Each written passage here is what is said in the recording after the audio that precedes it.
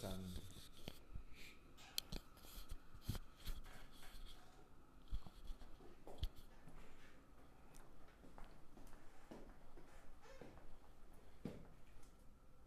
자, 보자. 그 다음 해볼 건 뭐냐. 여기 보시면 제목 자체에 처음에 뭐라고 돼 있어요? 여기 보시면 아이오니제이션 에너지라고 돼 있죠? 보이시죠? 그래서 이 아이오니제이션 에너지, 우리말 번역으로 뭐라고 한다? 이온화 에너지.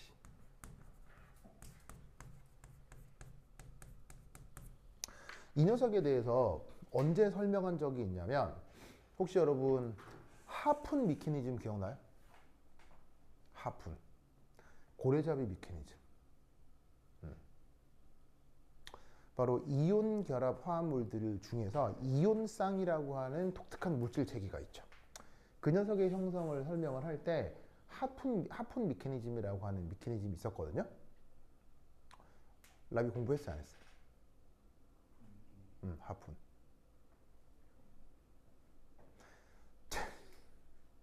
데니얼 공부했어요, 안 했어요? 했죠? 좋아. 엘로에 안 했죠? 진짜로요? 웬일이야? 우와, 대단해요, 대단해요. 무아팁 하푼 공부했어요? 좋아. 라비 뭐 하는 거예요 지금? 다 했는데 라비만 하고 진짜. 그 거제도에서 했던 수업들 다 공부해야겠죠? 아, 이제 3장 끝났다고요? 3장 끝났다고요? 3장 끝내려고 했다고? 3장에서 했는데 3장에서 한 게 하품 미케니즘인데 3장 끝났는데 하품 미케니즘 모른다고요? 아직 안 끝났다고요? 근데 하여튼 3장에 하품 미케니즘 있다고. 알겠어요? 그, 그 양이온과 음이온 사이의 거리에 따른 위치 에너지 그래프 하면서 나와 있는 추가적인 내용 중에 하나가 하품 메커니즘 나온다고. 그거 할 때 사실 이 이온화 에너지에 대해서 살짝 언급을 했었습니다. 알겠어요? 살짝 언급을 했는데 그때는 이제 그 이온쌍 형성행과 관련된 딱 필요한 내용만 했다면 지금 이제 요거에 대한 이제 추가적인 내용들까지 다 얘기를 할 거거든요. 자, 그래서 이제 우리말로는 이렇게 번역하지만은 사실은 더 많이 쓰는 건 요 줄임말이란 말이에요. 줄임말. 알겠죠? 줄임말을 훨씬 더 많이 써요. 그래서 이제 뭐로 많이 줄여 쓴다? 이렇게 IE 이렇게 이제 줄여 쓴다 이런 말이에요. 알겠죠? 그러면 그 이온화 에너지라고 하는 게 그 어디서 언급이 되는 거냐? 바로 이온화 과정. 요걸 알아야 되는데 화학에서 이온화라고 하는 건 얘는 양이온화를 얘기하는 겁니다. 양이온화. 음이온이 만들어지는 과정은 이온화라고 하지 않습니다. 알겠어요? 이게 이제 뭐 양이온도 음이온도 다 이온인데 화학에서 이온화라고 하는 건 양이온을 만드는 관점의 이야기라는 거예요. 무슨 말인지 알겠어요? 그러면 음이온이 만들어지는 관점의 이야기도 있느냐? 예, 있습니다. 그건 뒤에서 할 거예요. 그거는 뭐라고 하죠? 음이온이 만들어지는 과정을 화학에서는 뭐라고 하죠? 다 얘기했잖아요. 다 봤다며. 음이온이 만들어지는 과정을 뭐라고 해요? 화학에서.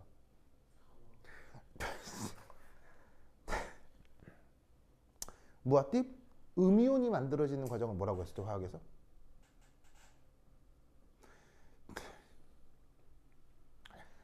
전자친화라고 했었죠? 전자친화 과정. 좋아요. 전자친화 기억나요? 아, 그럼 공부를 안 한 거지. 아, 진짜. 아, 여러분, 나를 다 떠나려고 그러는 거예요?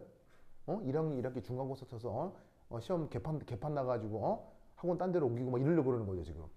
어? 뭐라고? 뭐, 그래요? 진짜. 진짜로. 그럼 안 돼요, 알겠어요? 공부를 해야지. 라비 공부도 안 했죠, 지금. 진짜. 좀. 라비 좀 힘내주셔야 돼요, 알겠죠? 그래. 뭐. 그래.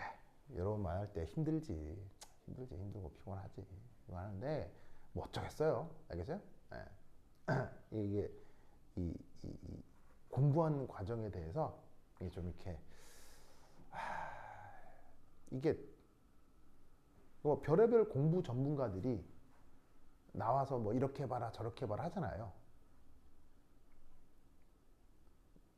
나도 공부를 오래 하거든요.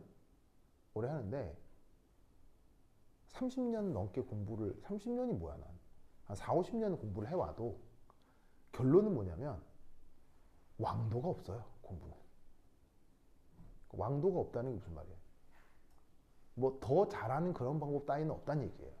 아시겠어요? 그러니까 힘들더라도 마음 다잡고 꾸준히 하시는 수밖에 없습니다. 무슨 말인지 알겠죠? 그렇죠? 그러니까 대신 뭐 이럴 수도 있잖아요. 너무 공부만 하면 스트레스 받아서 사람이 삐뚤어질 수도 있다. 뭐 그런 말도 들어본 적 없어요? 너무 공부하면 스트레스 받아서 비뚤어질 수 있다. 이런 말 들어본 적 있어요?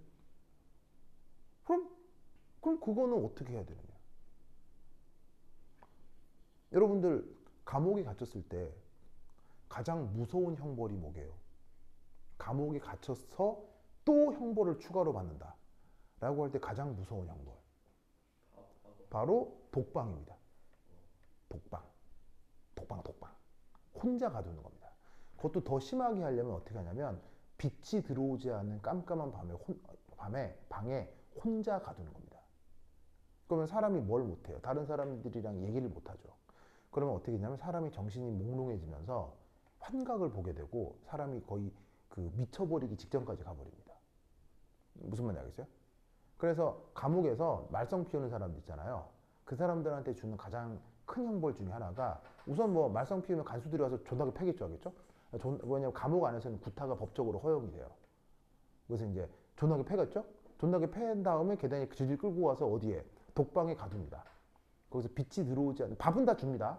밥 먹을 건 주는데 빛이 거의 들어오지 않는 희미하게 빛이 들어오는 그런 방에 그냥 일주일 동안 가둡니다. 그러면 사람이 일주일 후에 꺼내면 사람이 양처럼 순해져 있어요.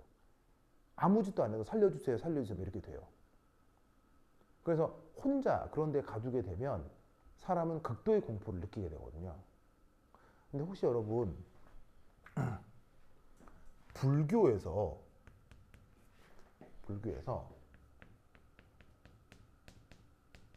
면벽수행이라고 알아요? 면벽수행? 이게 뭐냐면 아무도 없는 산의 굴 같은 데서 혼자 산에서 벽을 보고 턱 과부자를 틀고 참선을 하면서 도를 얻는 수행 과정이에요. 그래서 벽을 바라보고 수행을 한다. 그러면 그 공간에는 다른 사람이 있어요? 나밖에 없어요? 나밖에 없습니다. 그리고 굴이니까 일종의 감옥이죠. 그런데 그 굴에서 수행하고 밥은 어떡하냐? 밥은 어떡하냐면 그 아래쪽 그 암자에서 그 이제 동자승이라고 이게 뭐냐면 뒤치다거리 일들을 해주는 조그만 그런 사람들이 있어요. 그런 사람들이 이제 그 굴 앞에다가 밥만 딱 끼니 때마다 밥만 이렇게 두고 그냥 아무 말도 안 걸고 내려가는 거예요. 그래서 끼니 때 배가 고프면 그 밥만 감사하게 먹고 또 벽을 보고 참선을 하는 거예요. 무슨 말인지 알겠어요? 그 참선 수행의 가장 오래된 알려진 기록이 9년 9 years를 면벽 수행을 한 스님이 있습니다. 그분이 우리나라의 위대하신 스님인 뭐냐면은 이름 갑자기 생각이 안 나. 있어요. 그 양반 있어요. 그 양반이 사실은 뭐 좀 한국 불교에서 유명하신 분이긴 하는데 성철이라는 스님이 있어요. 지금은 돌아가셨는데 그 성철이라고 하는 스님이 사실은 과도 많아요. 이게 이제 과가 뭐예요? 좀 잘못한 거, 공과 이런 게 있잖아요. 그래서 사실은 공도 있고 과도 있는 스님인데 한국 불교계의 발전과 한국 불교의 퇴보 이걸 동시에 만들어낸 아주 위대한 스님입니다. 사람이 100% 잘할 수 있나요? 무슨 말인지 알겠어요? 그래서 성철 스님이라고 위대하신 수행자가 있는데 그 분의 알려진 기록으로 9년 면벽 수행 기록이 있습니다. 네, 지금 이 얘기 이 얘기 왜 하는 건지 알겠어요? 이 얘기 왜 하는 건지 알겠어요? 자, 감옥에 어떤 사람들은 감옥에 일주일만 가둬도 미쳐요. 근데 어떤 사람은 자발적으로 9년 동안 혼자서 수행해요. 무슨 말인지 알겠어요? 이 차이를 알겠어요? 그러면 어떤 경로로 그 사람들이 그렇게 인생이 달라질까요? 어떤 경로로 달라질까요? 누구는 꼴랑 일주일도 못 참는 그런 사람이 되는 거고, 어떤 사람은 9년 동안 자발적으로 수행을 하고, 무엇이 이 사람들의 운명을 가르겠어요? Nobody knows. 아무도 몰라요. 아무도 몰라요. 왜 누구는 이런 사람이 되고 누구는 이런 사람이 되고, 뭐 타고난 것도 있고 환경적인 것도 있겠죠. 노력도 있고요. 하지만 그거에 대한 결정적인 이유 아무도 몰라요. 무슨 말인지 알겠어요? 그럼 이 말은 무슨 말이야? 공부해라 했을 때 스트레스 받아서 나쁜 사람이 되는 사람도 있겠지만, 공부하라고 해서 공부 열심히 해서 스스로의 실력을 발전시키는 사람도 있겠죠. 어떤 사람이 스트레스 받아서 엇나가고 어떤 사람이 열심히 공부하겠어요? Nobody knows. 아무도 몰라요. 전문가랍시고 나와서 이렇다 얘기를 하잖아요. 이렇다 얘기를 하지만 핵심은 아무도 몰라요. 아무도 몰라요. 그냥 이런 사람이 있을 뿐이고 이런 사람이 있을 뿐인 거예요. 그럼 여러분들은 어느 쪽 사람인 것 같아요? 아무도 모르는 거죠. 아무도 모르는 거죠. 그럼 여러분들이 어느 쪽 경로의 사람인지를 알아내는 유일한 방법은 뭐예요? 여러분들이 해보는 거예요. 그 수밖에 없어요.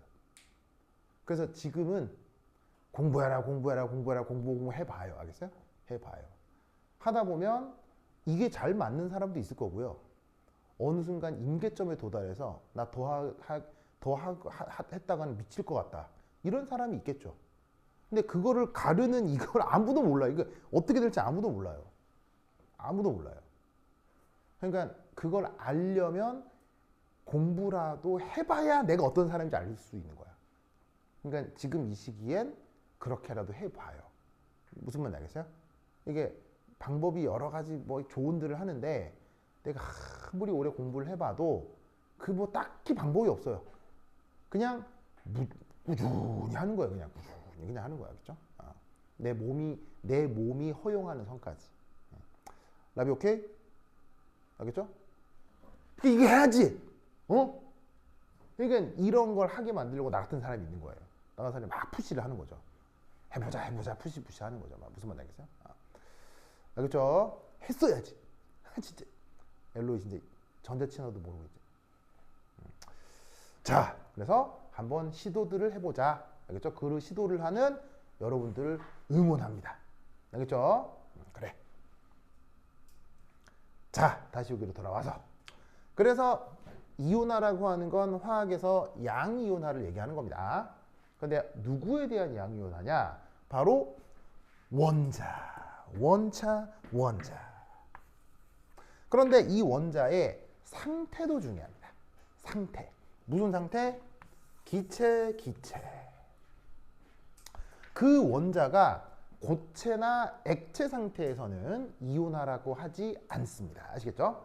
뭐 이유가 있는데 우선은 그냥 그렇다라고 알아둡시다. 그래서 여기 명심할 것은, 원래 원자 상태에서도 이온이 된 것도 지금 다 뭐 기체 상태에 요거가 나타난다라는, 기체 상태라는 거를 꼭 기억을 하시고요. 알겠죠? 어쨌건 그런 기체 상태에서 전자 하나를 띄워가지고 양이온을 만들고 요렇게 자유전자가 튀어나오게 만드는, 자, 요런 식의 전자를 우리가 뭐 자유전자라고 합니다. 요런 과정을 이온화 과정이라고 하는데, 이 이온화 과정은 단 하나의 예외가 존재하지 않습니다. 알겠어요? 전 우주를 뒤졌을 때 무슨 반응? 전 우주를 뒤졌을 때 엔탈피 변화가 양수, 이런 걸 화학 연력학에서 뭐라고 얘기를 하죠? 흡열이라고 합니다. 흡열. 그래서 전 우주를 뒤져도 모든 이온화 에너지는 항상 흡열입니다. 아시겠죠? 그 흡열로 나타나는 열량을 뭐라고 부른다? 아이오니제이션 에너지라고 합니다. 알겠죠? 그럼 예를 들어서 자, 원자 중에서 제일 간단한 원자 수소 원자죠? 그 수소 원자에서 전자 하나 뚝 띄어가지고 양이온으로 만들었다. 그때 흡열량이 요 정도 되는데 그것을 뭐라고 부른다? 이온화 에너지라고 한다. 아시겠죠? 요 우선 기본적인 정리를 꼭 알아두시기 바랍니다. 그러면 이 이온화 에너지가 그 원소들에서 주기적 성격이라고 하는 게 이 주기라고 하는 게 바로 주기율표와 관련되어 있는 상황을 주기적 성격이라고 하는 거겠죠.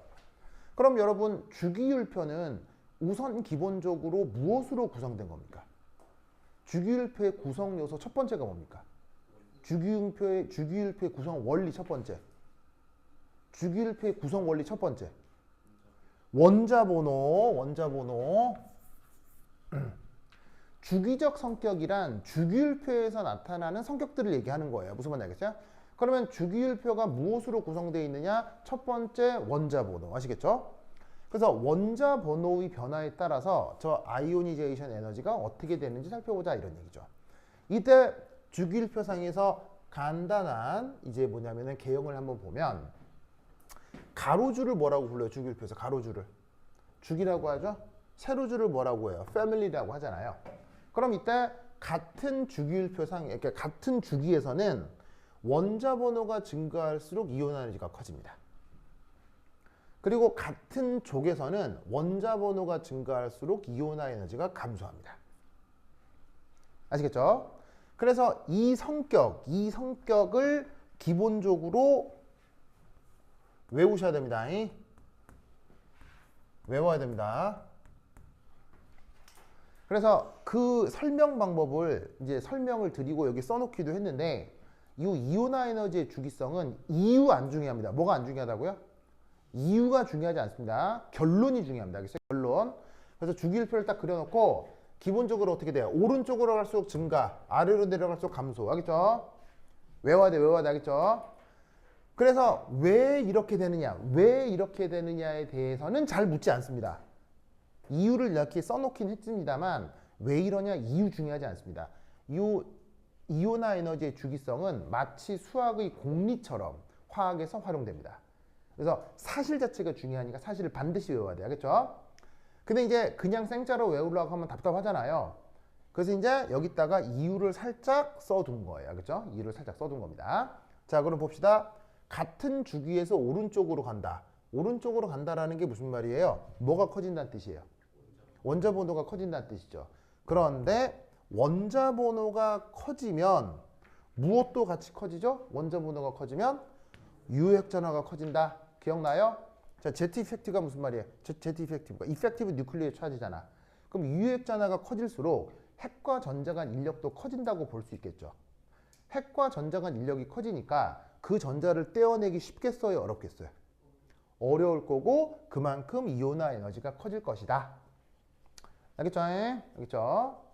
그 다음 같은 족에서 아래쪽으로 진행한다는 얘기는 마찬가지로 원자 번호가 커진다는 얘기겠죠. 이럴 때는 오히려 이온화 에너지가 감소하는데 이유는 뭐 때문이냐? 주기율표상에서 아래쪽으로 점점 내려올수록 그 안정한 바닥 상태의 전자 배치의 전자 껍질 개수가 늘어납니까? 감소합니까? 아래쪽으로 내려올수록 전자 껍질 개수는 점점 늘어나죠.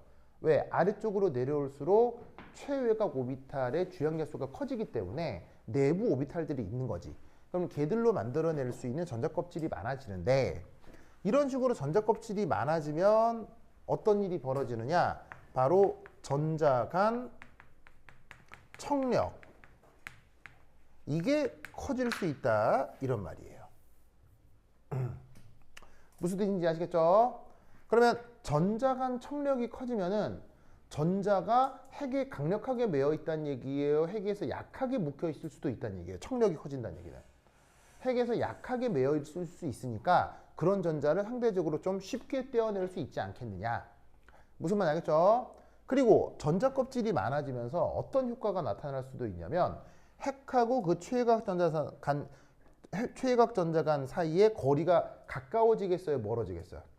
전자 껍질이 많아질수록 최외곽 전자까지 거리는 또 멀어질 수 있겠죠. 그만큼 인력은 감소하고 떼어내기 쉬워질 수 있다 이런 말이에요. 뭔 말인지 알겠죠? 근데 방금 말씀드렸다시피 이유 안 중요하죠. 이유 안 중요하고 뭐? 결과가 중요해요. 알겠죠? 결과가.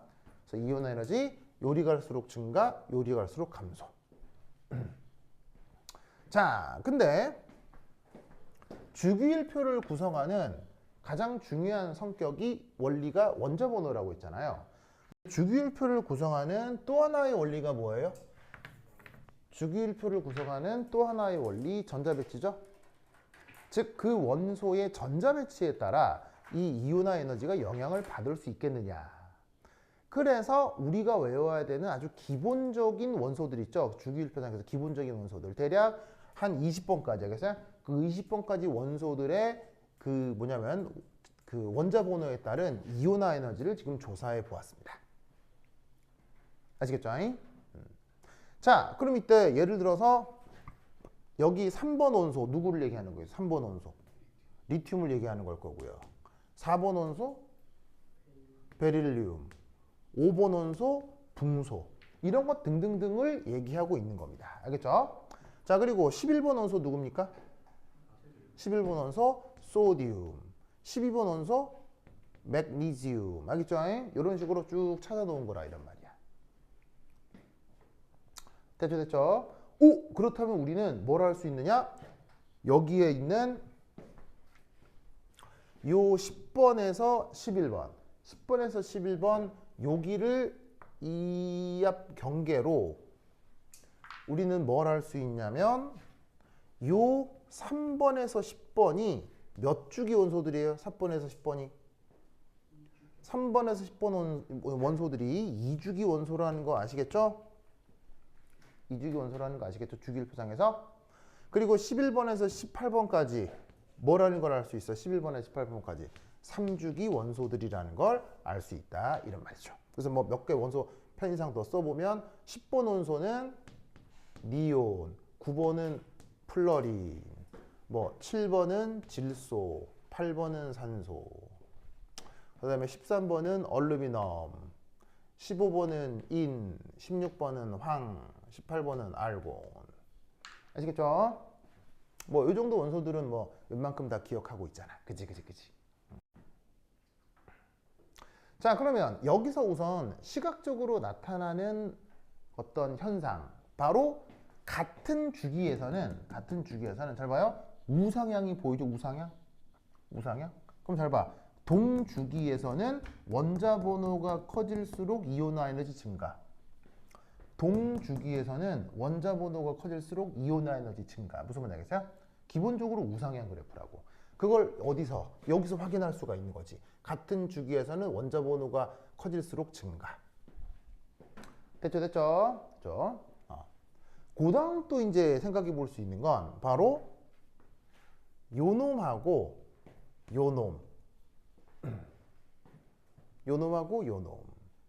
자, 요놈하고 요놈이라는 게 무슨 말이냐면요. 리튬 어디에 있어요?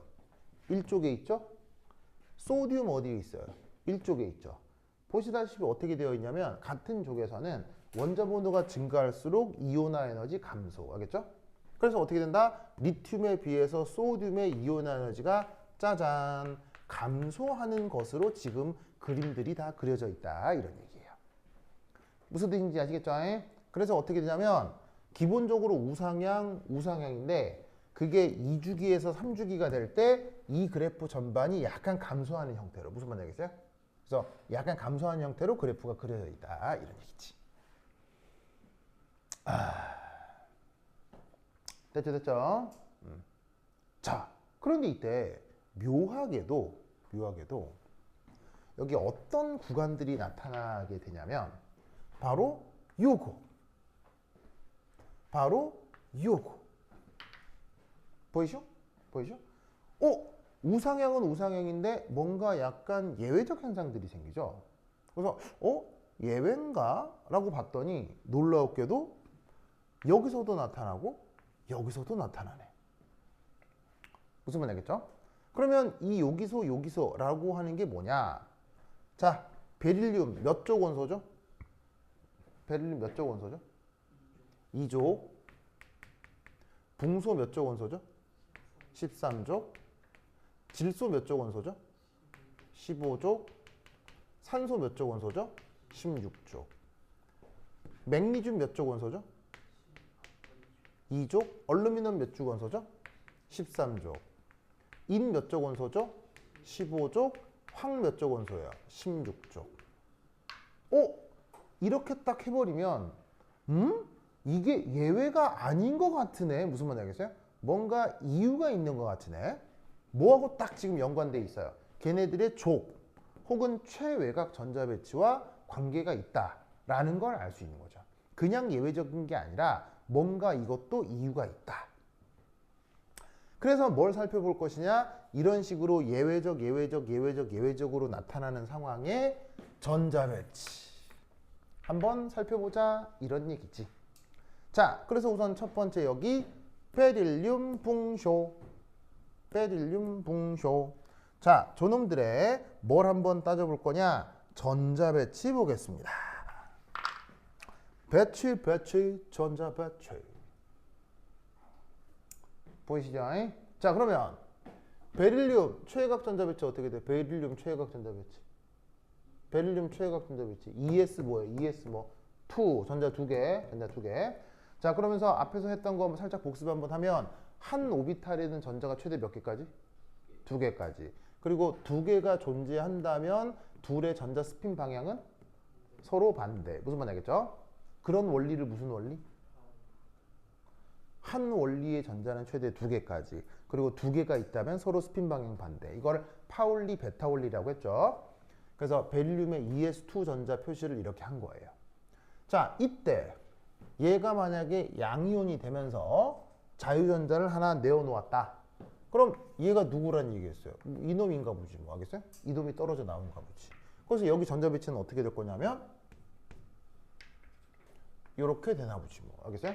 이 자리에 있던 전자가 떨어져 나와서 베릴륨 양이온이라고 하는 녀석의 전자 배치는 이것인가 보지. 됐죠? 자, 그 다음 붕소 전자 배치는 어떻게 돼요?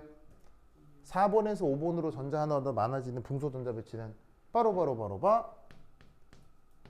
ES2 이피온이 되죠? ES2 이피온이 되죠? 자, 그러면 여기서 전자 하나 뜯어내서 양이온이 되었다. 그러면 이 전자는 안정한 전자가 떨어져 나와요? 불안정한 전자가 떨어져 나와요? 불안정한 전자가 떨어져 나오죠. 그러면 전자 배치상 ES하고 EP 중 어디가 더 안정하고 어디가 더 불안한 전자 배치예요? ES가 안정하고 EP가 조금 불안하잖아요.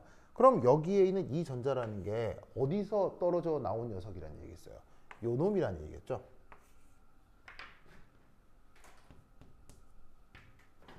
뭔 말인지 아시겠죠?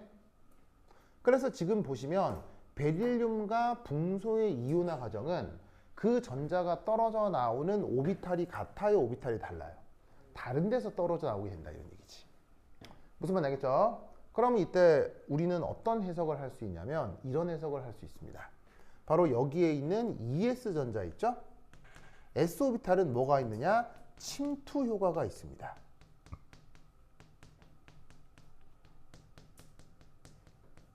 그럼 침투 효과가 있는 만큼 ES 오비탈은 핵 가까이 접근할 수 있겠죠. 핵 가까이 접근하기 때문에 이 녀석은 EP 전자에 대한 가림 효과가 커집니다.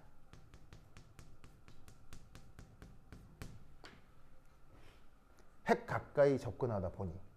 그러면 어떤 일이 벌어지냐면 이 EP 전자는 유효 핵전화가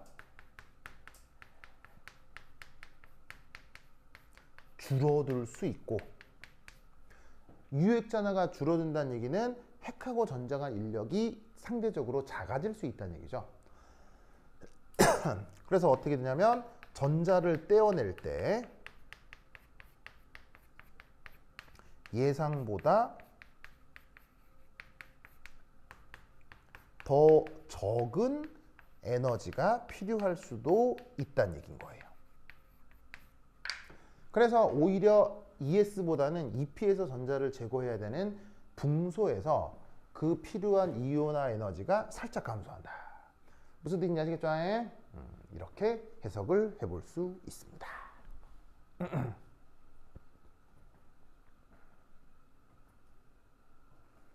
라비 오케이? 자, 그러면 이때 이 베릴륨과 붕소의 관계가 어디서도 그대로 반복된다는 얘기예요. 맥니지움, 얼루미늄에서도 똑같이 반복이 된다는 얘기예요. 그럼 만약에 이 설명을 맥니지움, 얼루미늄에 대해서 하고 싶다. 그러면 여기서 뭐만 바꿔주면 되겠어요? 뭐만 바꿔주면 되겠어요? 지금은 베릴륨, 붕소 사이에 대해서 이온화 에너지가 살짝 감소하는 현상을 설명하고 있잖아요. 그러면 맥니지움, 얼루미늄에 대한 설명을 하려면 자, 베릴륨하고 맥니지움 전자배치 어떻게 돼요? 똑같죠. 동족이니까. 붕소하고 얼루미늄 전자배치가 어떻게 돼요? 똑같죠. 13족이니까. 알겠어요? 그러면 얘네들에 대한 설명을 하려면 뭐만 바꿔주면 되느냐? 2를 뭐로 바꿔주면 돼? 3, 3, 3, 3, 3, 3으로 바꿔주면 돼요. 나머지 설명은 똑같아요. 무슨 말 알겠죠? 그렇죠? 그래서 이런 식으로다가 이유 때문에 이렇게 역전이 나타나게 되는 겁니다. 되나요? 그럼 여러분 질소, 산소 혹은 인황에서 또 살짝 역전되는 이유 설명해 볼 수 있겠어요? 마찬가지로 설명해 볼 수 있겠어요? 자, 어떻게 되느냐? 요렇게. 자, 너 썼습니까? 썼죠? 라비 썼어요? 지우다 준다잉? 지우다 준다. 지우자.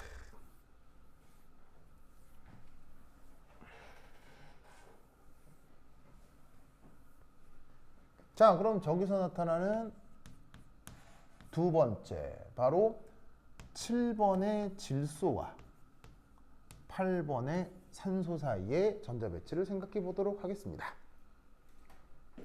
자, 7번 질소는 최유각 전자가 몇 개죠? 질소는 최유각 전자가 몇 개죠? 5개죠. 5개인데 그 5개 전자의 최유각 전자 배치를 우리가 ES2, EP3 이렇게 쓰잖아요. 그죠? 그 다음에 산소는 8번이고 최유각 전자 배치를 어떻게 써요? ES2, EP4 이렇게 쓰잖아요. 무슨 말 알겠죠? 그러면 질소가 됐건 산소가 됐건 이쪽은 차이가 있어요? 똑같아요? 이쪽은 똑같잖아요. 그러면 만약에 이 둘의 차이가 생긴다면 그 차이는 어디서 나타나겠어요? 여기서 나타나겠지.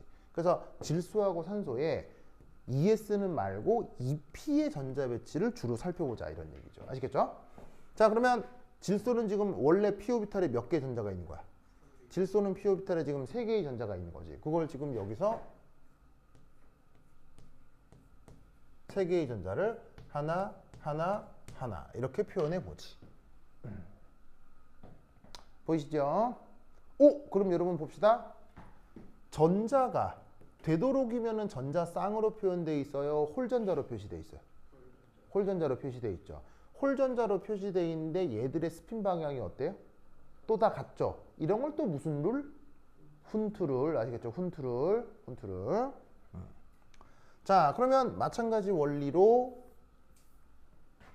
만약에 8번의 산소다. 그러면 이때는 여기에 전자를 어떻게 채우시면 되겠어요? 여기에 전자를. p 오비탈이 몇 개 채우면 되겠어요? 하나 더 많이 해서 4개 채우시면 되겠죠? 그럼 전자가 하나, 둘, 셋, 넷. 됐죠? 자, 그럼 여기서도 어쩌자는 거예요? 전자 하나를 떼어내자. 그래서 이때 이 질소를 그리고 산소를 1 플러스로 만들자. 그럼 그 전자 배치는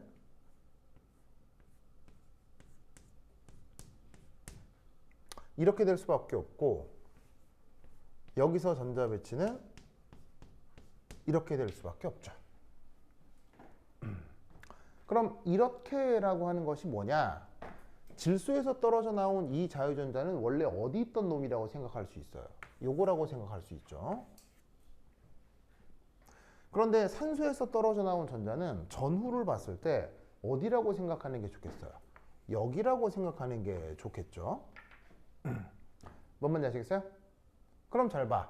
질소에서는 기본적으로 안정한 전자 배치에서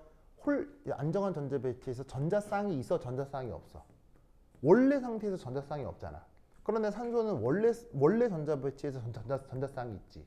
그럼 여기서 우리는 어떤 생각을 할 수 있냐면 이 전자가 원래 저 전자쌍간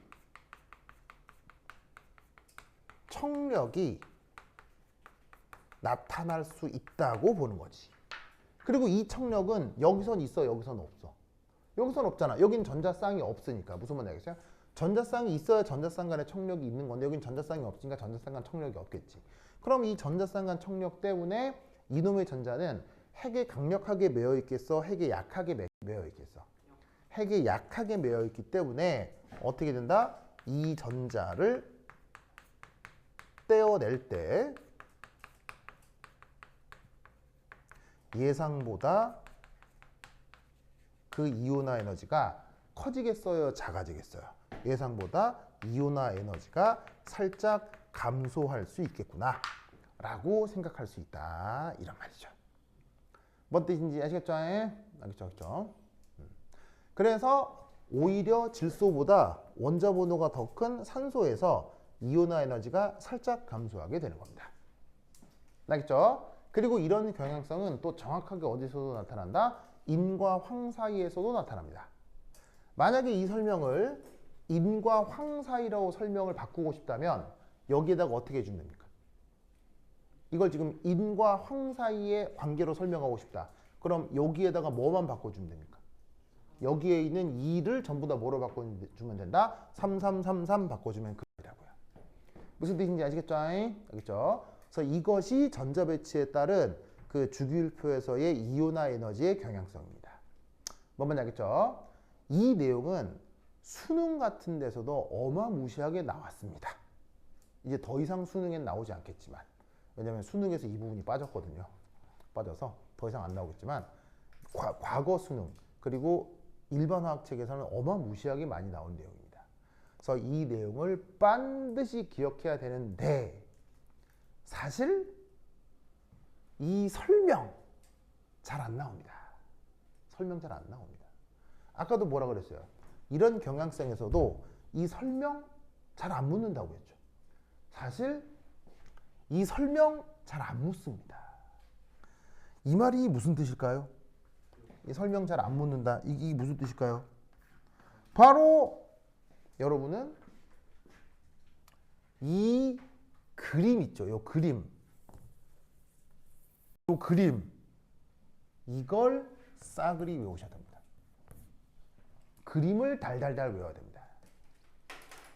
이유 별로 안 중요해요. 이 묻지도 않아. 그냥 그림을 외우고 그림에서 나타나는 성격을 바로 얘기할 수 있습니다. 알겠어요?